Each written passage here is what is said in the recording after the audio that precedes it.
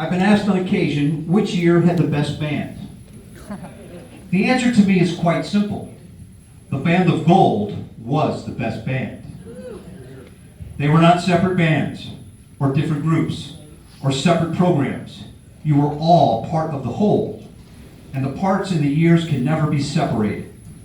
Each level reached and laid the foundation for the next level, and one would never have existed without the other. That applies to the entire organization and its structure. It matters not what year or what years you may have been the Band of Gold, you are the Band of Gold.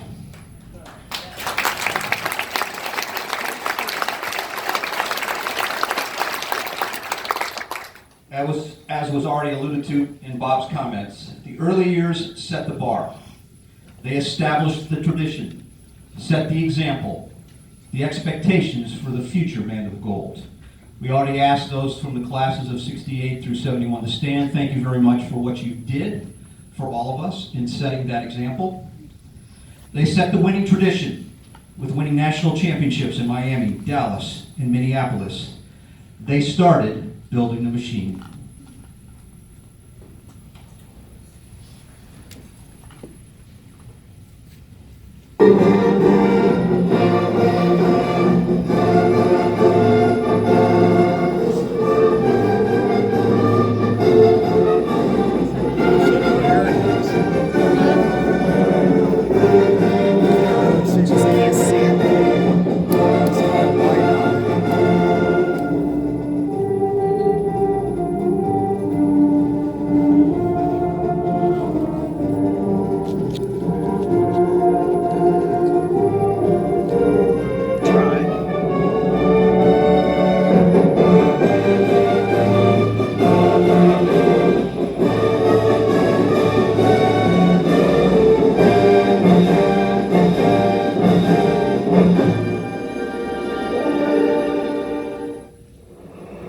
As you know, there were many years where the starting of every day at 8 a.m. was heralded by our very own Harold, Robert Jr., who did stellar performances of Reveille every morning.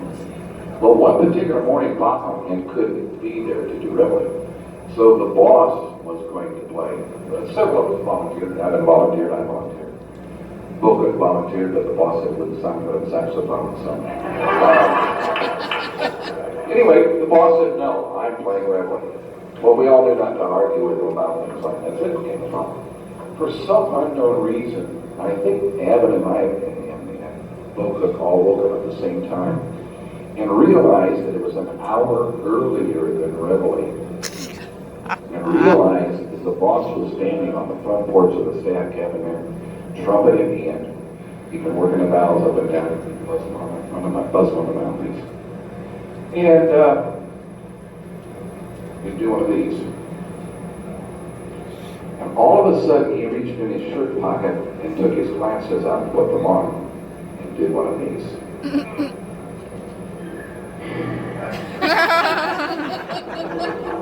Do you remember the logs that were around the front of the staff cabin?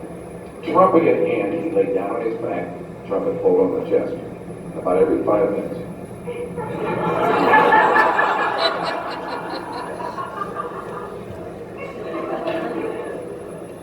And finally played Reveille and turned around and to greet 2 or 3 faces sticking out the staff window on the other side was, don't even say anything. It must have been 72 or 73 when we went to do a Dolphins football game in Miami. 1970 National Football League game is brought to you by Chrysler Corporation, your host for today, your local Dodge dealer, and by Prince Albert Pipe Tobacco. Now, pusher than ever.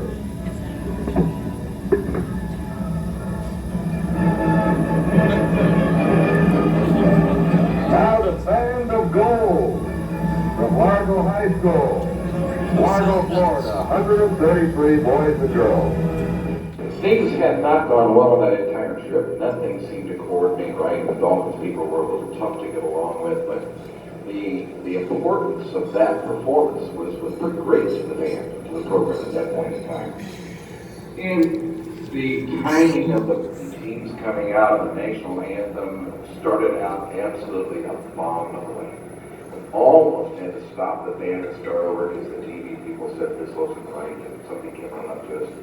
About that time, the teams started coming out of the locker room, so they were supposed to be already out, but they weren't. And Bob and I are standing on the sideline in the usual gold coat pose.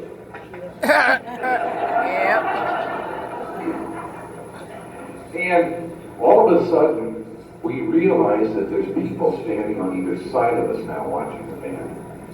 And one of them happened to be Bubba Smith, if you know who that is, the football player. Well, his dad did one of these.